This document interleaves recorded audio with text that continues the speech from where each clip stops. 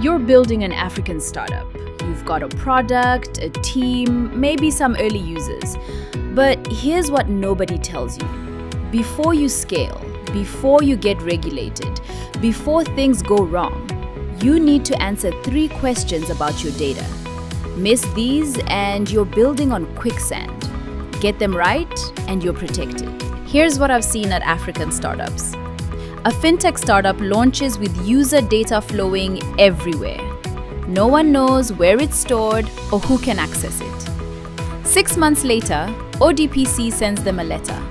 Cost? $50K in legal fees, brand damage, lost customers. A health tech platform grows fast. Then, a user's data leaks. They have no retention policy, no audit trail, no idea how to respond. Crisis.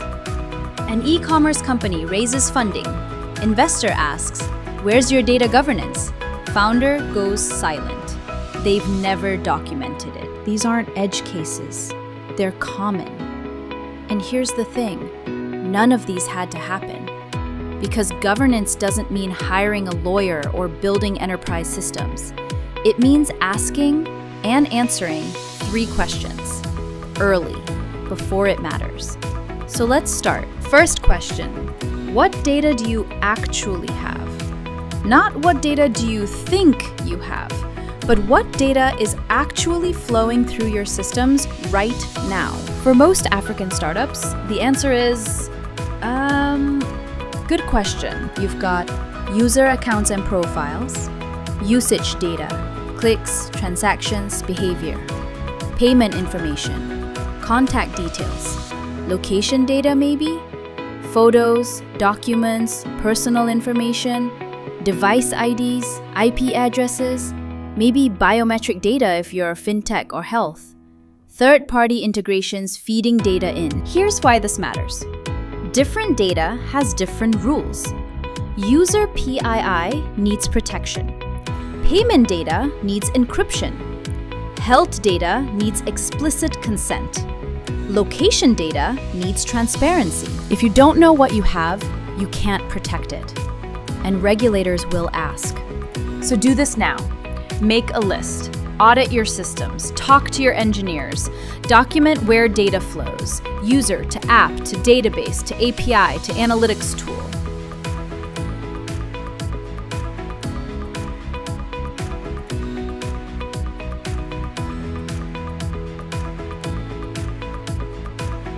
Second question, who can access your data and why? Again, not who should, but who actually can right now. Think through. Your team, which engineers, support staff, founders, everyone. Third parties, payment processors, analytics tools, cloud storage, vendors. Regulators or law enforcement, could they request it? Here's what usually happens. Data access is chaos. Your engineer can see user passwords because they built the system. Your support person can look up any customer's account. Your vendor has API access to everything. This is a problem for 2 reasons. First, security. If anyone can access anything, a breach exposes everything. One compromised account equals your entire database at risk. Second, compliance. Regulators want to know you have access controls. ODPC, GDPR, they all ask, who can access personal data? Is it restricted to those who need it? If you say everyone, you fail. So do this. Define who needs access to what. Create roles. Customer support needs read-only access to user profiles, not payment data. Analytics needs aggregate data, not individual user IDs. Your CTO needs full access. A junior engineer doesn't. Third parties get only what they need for their service. This is called the principle of least privilege. It's not complex. It's just only give people access to what they need. Document it. When you hire new people, you'll know. Who can they access? What can they see? Third question. How long do you actually keep user data? When do you delete it? Most startups? Forever. Or until the hard drive breaks. Or whenever. Here's why that's a problem. First, Legal risk. Regulators require data retention policies. GDPR says keep data only as long as you need it. ODPC says the same. Keep data longer than necessary?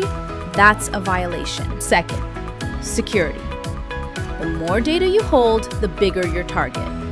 Old data is especially risky.